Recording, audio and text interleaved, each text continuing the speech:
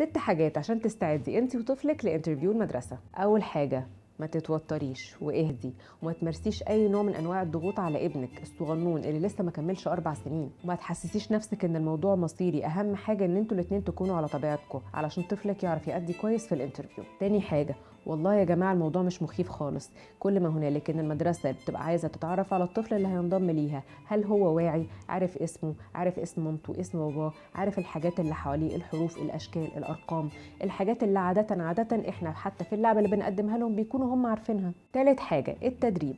حاولي تدربي الطفل على الأسئلة الأساسية، وده بيكون قبل الانترفيو بفترة. ولو ابنك أو بنتك بيروحوا حضانة ممكن تطلبي منهم إن هم يأهلوا الطفل لمقابلة المدرسة. رابع نقطة، هي نقطة ممكن يبقى حد شايفها إنها يعني ملهاش لازمة، بس هي فعلا مهمة جدا.